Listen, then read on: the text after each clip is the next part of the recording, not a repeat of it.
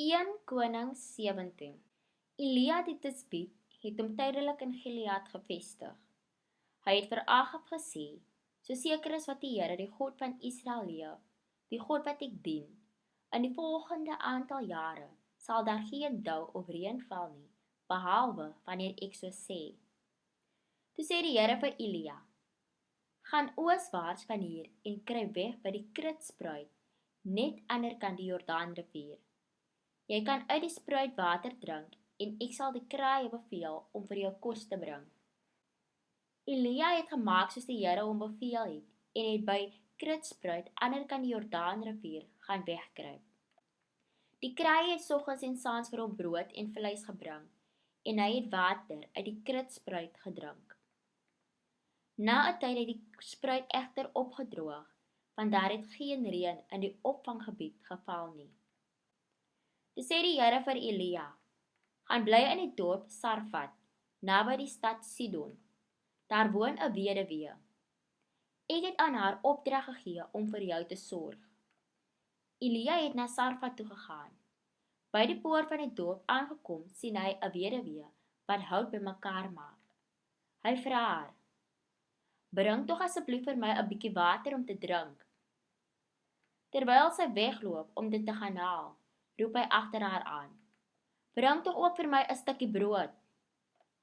Maar sy antwoord hom: "Ek verseker jou voor die Here jou God dat ek nie 'n stukkie brood in my huis het nie. Ek het net 'n handvol meel oor in die kruik en 'n klein bietjie kookolie in die eerdekan. Ek was juis besig om hout bymekaar te maak om hierdie laaste maaltyd vir my en my seun gaar te maak. Daarna moet ons maar sterf." Elia sê vir haar: "Moenie bekommerd wees nie. Gaan aan en doen soos jy sê, maar bak eers vir my 'n roosterkoek en bring dit vir my. Daarna kan jy vir jou en jou seun sorg. So sê die Here, die God van Israel: Die meel in die kruik sal nie opraak nie en die olie in die eerdekan sal nie minder word nie, totdat die Here weer oor die land laat reën het."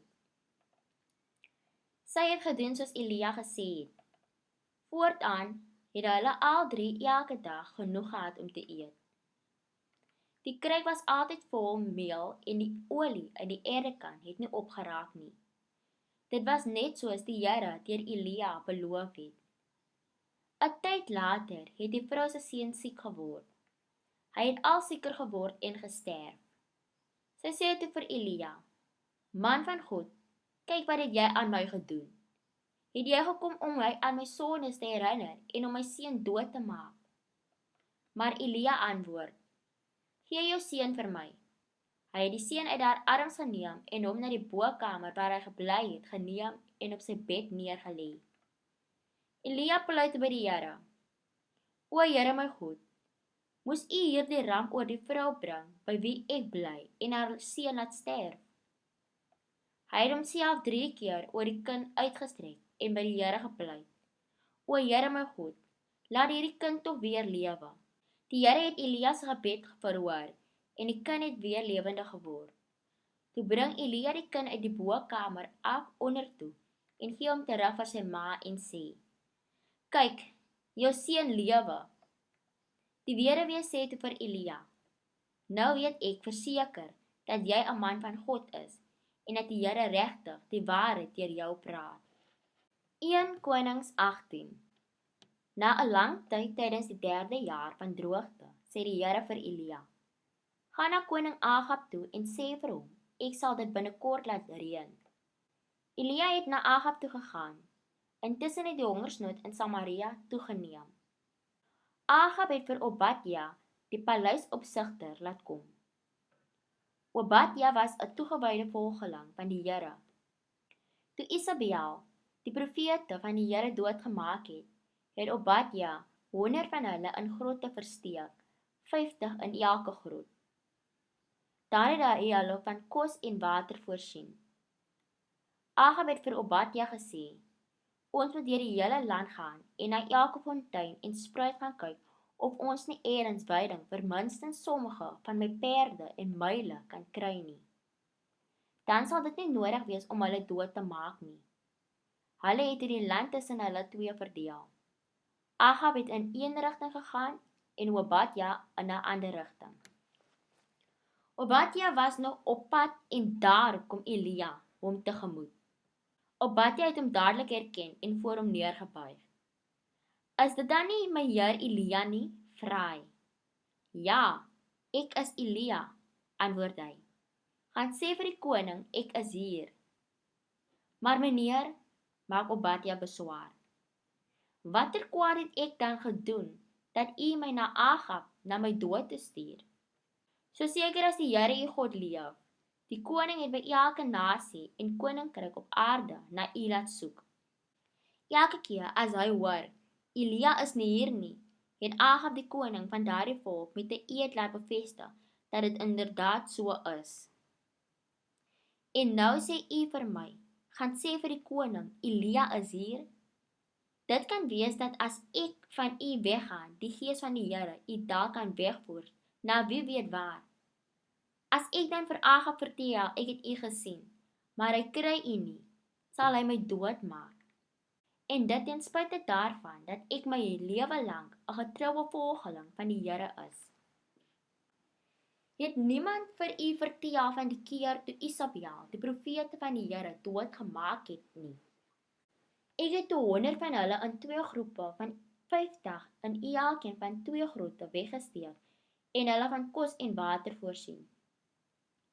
En nou sê u vir my, gaan en sê vir die koning, Elia is hier. Hy sal my mos doodmaak." Maar Elia antwoord hom, "So seker as die Here, die Almagtige leef, in wie se diens ek staan, Agab sal my sekerlik vandag nog sien." Obadja het toe gegaan en vir Agab vertel dat Elia gekom het. Agab het toe vir Elia gaan ontmoet. "Is dit jy, jou moeilikheidmaker in Israel?" vra Agab toe hy hom sien. "Ek het geen moeilikheid vir Israel gemaak nie," antwoord Elia. "Jy en jou familie is die moeilikheidmakers, want julle het nie die gebooie van die Here gehoorsaam nie en eerder die Baals aanbid. Maar laat die volk van Israel op Karmelberg bymekaar kom. Ook die 450 profete van Baal en die 400 profete van Asherah wat Isabel onderhou, moet daar wees." Agab het toe gestuur en die hele volk en die profete op Karmelberg bymekaar laat kom.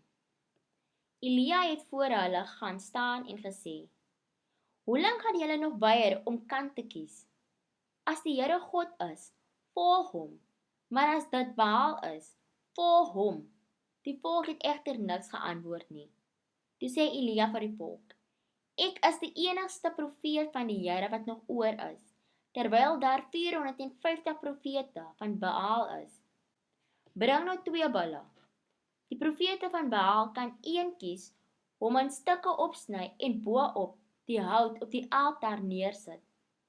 Hulle moet dit egter nie aan die brand steek nie. Ek sal die ander bul opsny en bo-op die hout op die altaar neersit. Ek sal dit ook nie aan die brand steek nie. Dan moet julle God aanroep en ek sal die Here aanroep. Die een wat met vuur antwoord, is die ware God." Die hele volk het met hierdie reëling saamgestem. Elia sê toe vir die profete van Baal, "Kies julle nou 'n bul en kry dit gereed, want daar is baie van julle. Roep dan julle God aan, maar moenie die vuur aan die brand steek nie." Hulle het een van die bulle gekies en gereed gekry. Toe roep hulle Baal aan. Hulle het die hele oggend geroep, "O Baal, antwoord ons." Daar was egter geen reaksie nie en niemand het geantwoord nie. Hulle het selfs al om die altaar wat hulle gemaak het, gedans.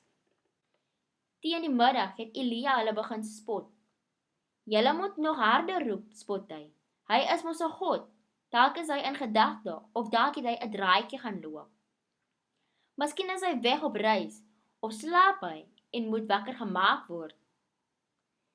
Hulle het toe al harder geroep en soos hulle gebruik was, hulle self met messe en swaarde stukken gesny totdat die bloed geloop het.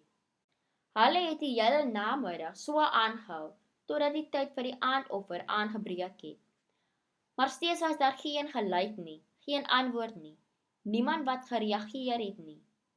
Toe roep Elia die volk, kom nader. Hulle het almal rondom hom kom staan terwyl hy die altaar van die Here, wat afgebreek was, herstel het. Hy het 12 klippe gevat, een vir elke stam van die nageslag van Jakob, vir wie die Here gesê het, jou naam sal Israel wees. Hy het die klippe gebruik om die vervalle altaar van die Here reg te maak. Daarna grawe hy 'n sloot rondom die altaar. Dit was groot genoeg om ongeveer 15 liter te hou. Hy het hout op die altaar gesit, die bal in stukke gesny en dit op die hout neergelê.